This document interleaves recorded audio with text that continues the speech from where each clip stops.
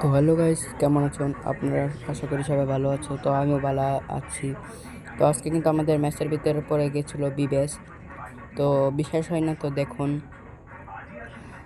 তো এদিক দিয়ে ঘুরছিলাম আমি। তো এভাবেই ঘুরতে ঘুরতে সামনে পড়ে যাই বিবেশ। তো এই দেখেন বিবেশ দেখতে পাচ্ছেন। তো এখন কিন্তু আমাদের ম্যাচ স্টার্ট হয়ে গেছে। তো এখন আমরা বিনা কুতুরকে চলে যাব অন্য খান দিয়ে। তো আমরা কিন্তু বুঝছিলাম না যে আমরা কোথায় নামবো। তো আমরা কিন্তু নামবো মানে কালাহাড়িতে নামবো। তো এখন কিন্তু আমরা কিন্তু একটু এর কি P90 পেয়ে গেলাম এবার আমরা। তো এখন তো সামনে কিন্তু একটা এনিমি ছিল, আমি দেখেছিলাম। যখন আমি মারতে যাই দেখুন কি হয়। যখন আমি মারতে গেলাম তখন আমার টিমমেটে দেখুন কি করে ভাই, পুরা স্কোয়াডে মেরে খতম করে দেয়। তো এখানে কিন্তু আমি মানে যেতে চেয়েছিলাম, তো দেখুন কি হয়। তো এখন কিন্তু আমি বেরিয়েছিলাম এখান দিয়ে। তো এখন আমি টোকেনও ভালো করে খেতে দেয় না। তো এখন টোকেন আমরা খাবো। তো 400 টোকেন হওয়ার কথা, 600 টোকেন কীভাবে হলো? তো যেটাই হোক, এখন কিন্তু আমরা এখানে আর থাকবো না, কালাহারিতে আর থাকবো না, এখন অন্যখানে যাব। তো অন্যখানে এখন কোথায় যাব দেখি, 2 চোখ যেখানে যাই তো ওখানে যাব। তো এখন কিন্তু আমরা এদিক দিয়ে এই গাড়ি ল্যাম্বরগিনিতে চড়ে কিন্তু এখন আমরা অন্যখানে চলে যাব।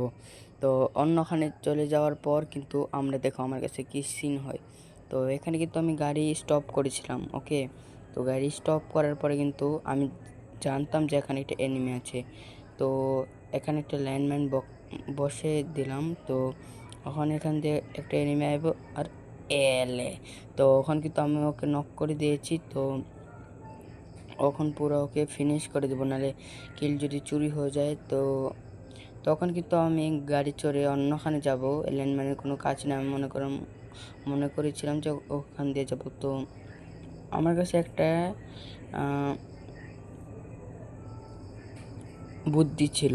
এখান দিয়ে যাওয়ার পর কিন্তু আমরা এখান থেকে নেমে কিন্তু আমি ওকে সই করে মারবার চিন্তা করেছিলাম, কিন্তু হলো না, কারণ ও আমাকে দেখে ফেলেছিল। তখন কিন্তু আমি হিল করবার জন্য কিন্তু আমি এখানে এসে পড়েছিলাম। তো হিল করা শেষ হতে না হতেই কিন্তু এখান দিয়ে কিন্তু একটা এনিমি এসে পড়লো। কিন্তু আমি ডরে কিন্তু আমি একটা গুলাল ফেলে দিলাম, কিন্তু আমি মনে করছিলাম ওকে মেরে দেব। তো আমি যখনই ওকে রাশ দিতে চাই তখনই এরকম হলো। তো সমস্যা নেই, তো একবার মরে দিলে কিছু হবে না। তো আমার টিমমেট এখন আমাকে রিভাইভ দিয়ে দিবে। তো দেখো কত ভালো টিমমেট, লগে লগে রিভাইভ দিয়ে দিল। তো এখন কিন্তু আমরা এখান দিয়ে লুটপাট করে কিন্তু আমরা আবার চলছিলাম বিবেশকে মারার উদ্দেশ্যে। কারণ বিবেশের যদি আমরা না মারি তাহলে আমাদের কোনো কিছুই হবে না। তো বিবেশকে আমরা মারার উদ্দেশ্যে কিন্তু আমরা এটা তো এখন কিন্তু আমরা বিবেশকে মারার উদ্দেশ্যে কিন্তু আমরা চলে যাচ্ছি। তখন কিন্তু আমরা কিন্তু পিকে নেমে গেছি, মানে পিকে এসে পড়েছি। আমরা জানি কি বিবেশ কিন্তু এখানেই থাকবে। তো বিবেশকে মারার উদ্দেশ্যে কিন্তু আমরা আবার চলে গেলাম পিকের উদ্দেশ্যে। তো পিকের উদ্দেশ্যে যখন আমরা দেখি তখন দেখো কি হয় আমাদের সাথে। তো আমি দেখছিলাম কয়টা কিল হয়েছে আমার টিমমেটের, আমার কয়টা কিল হয়েছে। তখন দেখি আমার একটা কিল হয়েছে। তখন কিন্তু আমরা জিঙ্গাল্লা হু হু রিভাইভ দেওয়ার কিন্তু এটা নিয়ে নিলাম। তো এখন কিন্তু আমি চলে যাব মনস্টারটাকে উঠবার চেয়েছিলাম, কিন্তু মনস্টারটাকে উঠিনি, কারণ এটা বেঁচে ছিল। তখন কিন্তু টিমমেটকে আমি বলছিলাম যে তুই এখানে কী করছিস, তখন সে আমাকে বলে এনিমি। তখন আমি ডরে কিন্তু একটু ফায়ার করে দিলাম, পরে সে আমাকে বললো বুদাই। তো এখন কিন্তু আমি ডরে কিন্তু আমি একটা গুলাল ফেলে দিলাম, কারণ ওখানে কিন্তু গুলি শব্দ এসেছিলো। তো দেখি যে শব্দ পেয়েছি, দেখি যে কী এর শব্দ, পরে দেখি যে গাড়ি ফেটে রয়েছে। পরে মনে করছি যে এটা আমার টিমমেটের গাড়ি। যখন আমি দেখি, পরে দেখি যে এদিক দিয়ে একটা এনিমি এদিক দিয়ে নেমে গিয়েছে। তো আমার কিলটা চুরি করলো। তো এখন আমি মনে করেছিলাম আমি ওকে মেরে দিব। তো পুরান কনফিডেন্স দিয়ে দিয়েছি, কিন্তু মরে গেছি। এখন আমার টিমমেটের 12টা বাজে দেখেন। আমার টিমমেট কীভাবে মরে। তো আমি ফিনিশ হয়ে যাই, তো ফিনিশ করে দিয়েছে বিবেস আমাকে। তো তো আমার টিমমেট সবাই মরে গেছে, দেন বিবেসের কাণ্ড কারখানা। তো আমি হচ্ছে বিবেস এইটা বুইয়া নিয়ে পুরো ম্যাচটা দেখবো, কিন্তু বিবেস টিমমেট শেষ।